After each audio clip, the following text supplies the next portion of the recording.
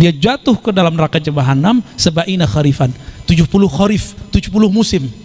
70 musim sana. Kalau di sana satu hari 1000 tahun, 70 musim antum kalian 70.000 tahun baru jatuh di bawah api neraka. Dia ngomong sembarangan. Hati-hati kalau berbicara itu. Karena sama dia dengan mengatakan Imam Syafi'i, para sahabat itu ahli bid'ah semua. Atau mereka bukan ulama. Saya dengar ada orang bahlul ngomong, jika Imam Syafi'i berbeda dengan Nabi, dahulukan Nabi.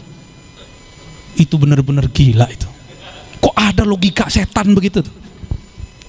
Terbayang nggak oleh antum Imam Syafi'i setiap hidupnya itu, lihat kitab Al-Um, itu hidup dia itu. Mulai dari awal bangun sampai tidur lagi semuanya sunnah. Imam Bukhari belum ada zaman itu. Nggak ada keluar dari sunnah. Itu Imam Syafi'i, dia katakan apa? Kalau Syafi'i beda sama Nabi, dahulukan Nabi. Loh, kita kenal Nabi itu karena berkat Imam Syafi'i. Kayaknya harus kita ganti nih. Kalau Nabi beda sama ente kita pecek. Kita jadi pecel aja dia ya. Ini gawat bener orang-orang begini. Belakangan tambah menggila. Apa kata dia? Kalau sahabat beda dengan Nabi, maka kita harus ikut Nabi, tinggalkan sahabat. Itu orang di dalamnya apa itu? Iblis atau apa itu? Ini gergetan loh kalau saya begini. Kenapa? Ini lebih bahaya dari Syiah, lebih bahaya dari Mu'tazilah, lebih bahaya dari Khawarij. Khawarij itu cuma mengkafirkan Sayyidina Ali, Sayyidina Muawiyah dan kelompok mereka berdua. Kalau Syiah memfasikkan sahabat-sahabat besar selain Ahlul Bait. Kalau ini apa kata dia? Jika sahabat berbeda dengan Rasul, maka kita tinggalkan sahabat, ikut Rasul. Sama nggak dengan Syiah? Mereka juga nggak percaya Ahlul Bait. Itu sahabat dia siapa lagi? Ahlul Bait dia siapa lagi? Ini berbahaya. Logika-logika ini dipakai oleh orang-orang awam. Ini kalau dibiarkan, tubuhnya tubuh muslim, tapi ruhnya bukan ruh suci, tapi itu ruh kegelapan, ruh iblis di dalamnya. Ya, logikanya udah nggak benar. Dan antum, ini bukan nakut-nakutin. Ke depan kalau ini tidak diredam, akan tambah banyak. Assalamualaikum warahmatullahi wabarakatuh. Alhamdulillah, wassalatu wassalamu ala rasulillah. Allahumma sholli ala Muhammad wa ala ali Muhammad. Teman-teman yang dirahmati Allah subhanahu wa ta'ala, di video tadi Buya Ar-Razi tidak menerima yang mengatakan bahwa jika ada perbedaan antara Nabi dan Imam Syafi'i, maka Imam Syafi'i harus ditinggalkan.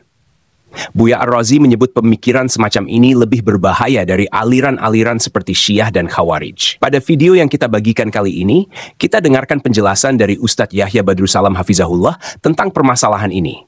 Kita simak bersama videonya. فَبِأَيِّ آلَاءِ رَبِّكُمَا تُكَذِّبَانِ. Beliau berpegang kepada hadis yang sahih saja,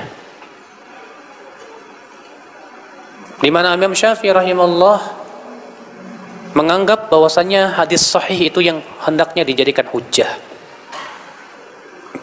Masyhur perkataan beliau yang berkata begini, Pak, idza sahhal haditsu fahuwa madhhabi. Apabila hadis telah sahih,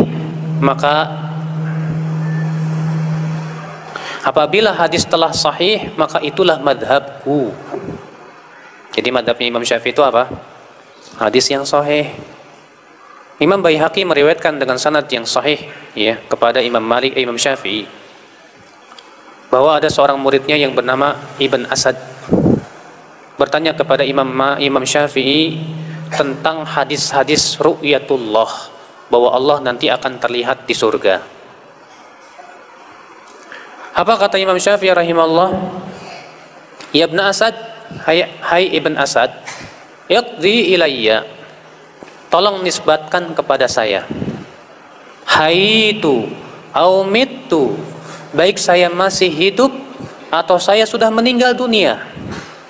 Anna kulla hadithin sahha, bahwa apabila hadis telah sahih, fa inni aqulu bih wa illam yablugni, maka itu adalah pendapatku walaupun hadis itu belum sampai kepadaku.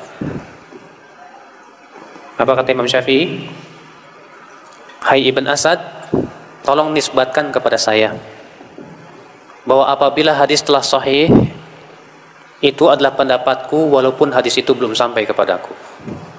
Luar biasa. Imam Syafi'i rahimahullah memberikan kepada kita sebuah manhaj yang agung. di dalam memahami agama ini, yaitu untuk berpegang kepada hadis yang sahih. Ya, sampai-sampai Imam Syafi'i mengatakan, walaupun hadis sahih itu tidak sampai kepadaku, itu pendapatku. Itu pendapatku. Masya Allah. Maka Imam Syafi'i rahimahullah, Bapak sekalian, pernah berkata kepada muridnya yang bernama Imam Ahmad bin Hanbal. Imam Ahmad bin Hanbal, insya Allah masyhur, yang kemudian beliau, ya, pendapat-pendapatnya menjadi madhab tersendiri, namanya madhab Hambali. Itu muridnya Imam Syafi'i. Apa kata Imam Syafi'i kepada Imam Ahmad? Ya Ibn Hanbal, wahai Ahmad bin Hanbal, anta akhbar minni bil hadis. Kamu itu lebih tahu tentang hadis dari saya. Masya Allah ya, mana ada guru yang mengakui keutamaan muridnya. Itu menunjukkan ulama terdahulu itu tawadu, Pak. Sampai-sampai Imam Syafi'i mengakui bahwa muridnya yang bernama Imam Ahmad itu lebih tahu, lebih alim dari dirinya tentang hadis. Apa kata Imam Syafi'i? Hai Ahmad, engkau lebih alim, lebih tahu dariku tentang hadis. Ya, idza kana al-haditsu sahihan fa akhbirni hatta adhhab ilaih, kufiyan kana au hijaziyan. Apabila ada hadis telah sahih, hai Ahmad, tolong kabarkan aku. Baik itu perawinya dari Kufah ke, dari Hijaz ke, selama dia thiqah, sahih, tolong kabarkan aku, supaya aku berpendapat dengannya. Masya Allah, Imam Syafi'i rahimahullah, beliau menetapkan bahwa di kita di dalam berakidah apalagi Pak ya, berpendapat dalam agama hanya berpegang kepada hadis yang sahih. Hadis sahih itu apa sih Pak? Hadis sahih apa? Hadis yang memenuhi 5 syarat. Yang pertama, sanadnya bersambung. Yang kedua, perawinya adil. Yang ketiga, perawinya dhabit, menguasai hadis yang ia sampaikan. Yang ketiga lagi. Yang keempat, tidak terdapat padanya cacat, ilat yang bisa merusak kesahihan hadis. Dan yang kelima, tidak terdapat padanya syudzuz, yaitu adanya periwayatan perawi yang menyelisihi periwayatan perawi lain yang lebih thiqah, lebih terpercaya. Ini 5 syarat terpenuhinya hadis sahih. Tapi ingat Pak, di zaman sekarang nggak sembarangan, bahkan sangat jarang orang yang bisa menilai hadis ini sahih atau tidak. Mungkin kalau antum saya berikan tugas, kamu coba periksa hadis ini, mana tahu. Ya. Kalau ada orang berkata kepada saya, Ustadz, caranya gimana sih supaya bisa membedakan ini hadis sahih, ini hadis dhaif? Saya bilang kuliah dulu ke Madinah. Kuliah 4 tahun di fakultas hadis, insya Allah antum bisa. Tapi kalau antum tidak bisa, cukup tanya kepada ahlinya. Allah berfirman, fas'alu ahla dzikri in kuntum la ta'lamun. Tanya ahlinya jika kamu tidak tahu. Ya. Beli buku-buku Syekh Albani misalnya, Syekh Mukbil, yang di situ menyebutkan tentang ini sahih, ini dhaif. Cukup bagi antum untuk taklid saja, karena antum masalahnya tidak menguasai ilmu hadis. Ya. Cukup antum menisbatkan hadis ini disahihkan oleh fulan, hadis ini disahihkan oleh Imam fulan, hadis ini disahihkan oleh Syekh fulan, selesai. Setelah itu masalah salah atau tidaknya itu di luar kemampuan saya. Ini kewajiban orang awam, Pak. Tapi kalau antum diberikan oleh Allah kemampuan untuk menilai sendiri, wajib antum menilai sendiri. Iya. Nah, hadis sahih Bapak sekalian adalah merupakan perkara yang sangat penting untuk kita pegang. Karena kata apa? Di Indonesia ini, maaf ya, banyak sekali kaum muslimin mengamalkan hadis lemah, bahkan palsu, Pak, palsu. Di Indonesia hadis-hadis yang namanya hadis palsu tersebar, Masya Allah. Bahkan dalam akidah, dalam ibadah, dalam muamalah, banyak kita dapatkan hadis-hadis palsu itu bertebaran di mana-mana. Di mana seseorang terkadang tidak sadar kalau yang dia amalkan itu ternyata hadis lemah, bahkan palsu. Contoh misalnya Pak, sekarang lagi marak batu akik. Mereka bawakan hadis-hadis tentang keutamaan batu akik. Padahal kata para ulama, seluruh hadis yang menyebutkan tentang keutamaan batu akik palsu. Tidak ada satupun hadis yang sahih ataupun hasan ataupun dhaif yang menyebutkan tentang keutamaan batu akik. Jadi boleh nggak? Ya boleh aja, asal jangan diyakini macam-macam gitu. Kalau salah yang ada di masyarakat terkadang ada keyakinan macam-macam, Pak. Ya, kalau warna hijau berarti begini, kalau warna merah kalau begini. Ini musibah, ini syirik ya akhul Islam, anzakumullah.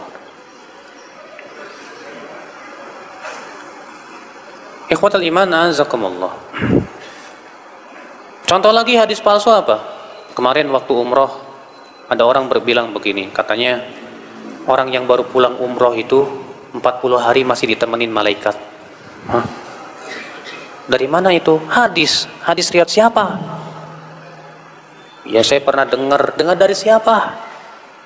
Hati-hati kamu membawakan hadis kamu tidak tahu ini ya.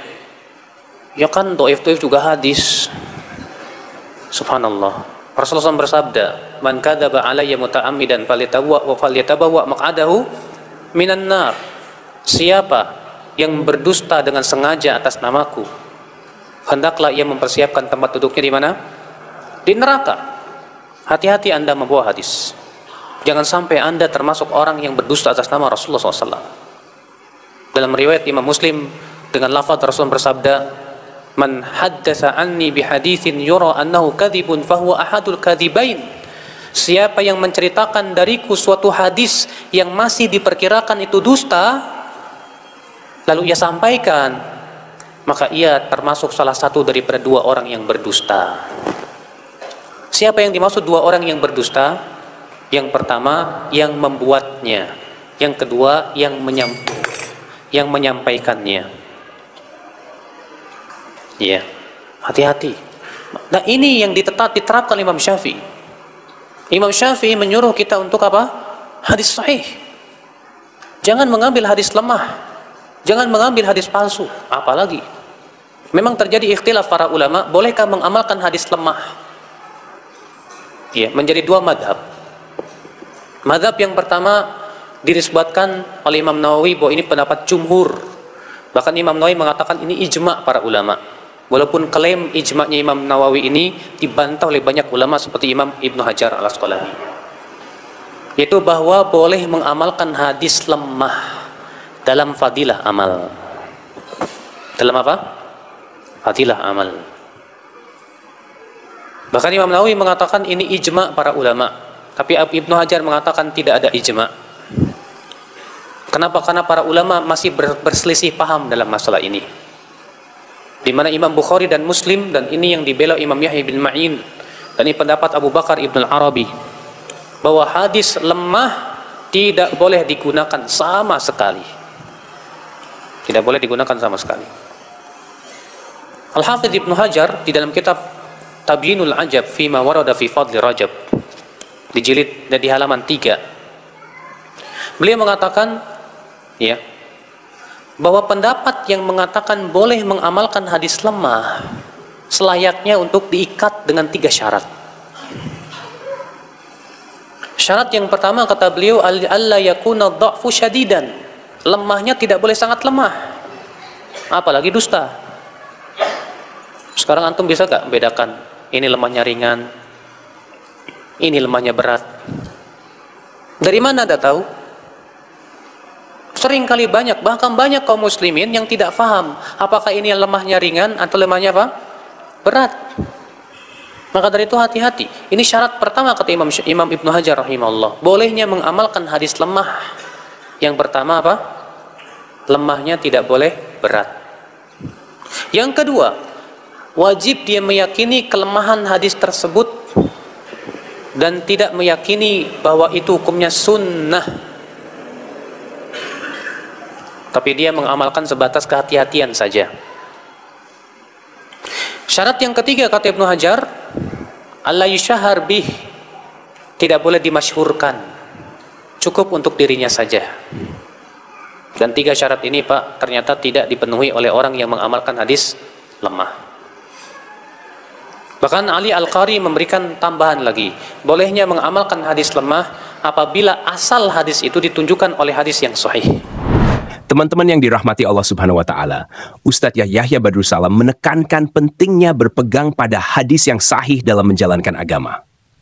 Ia mengutip Imam Syafi'i yang terkenal dengan perkataannya, "Apabila hadis telah sahih, maka itulah madzhabku." Ustadz Yahya Badrus Salam menjelaskan bahwa Imam Syafi'i, walaupun seorang imam besar, selalu tunduk pada hadis sahih, bahkan jika hadis tersebut belum sampai kepadanya. Pendapat ini juga diakui oleh murid-muridnya seperti Imam Ahmad bin Hanbal, yang dipuji Imam Syafi'i karena lebih mengetahui hadis daripada dirinya. Ustadz Yahya Badrus Salam mengingatkan bahwa hadis sahih adalah landasan utama dalam berpendapat dan berakidah.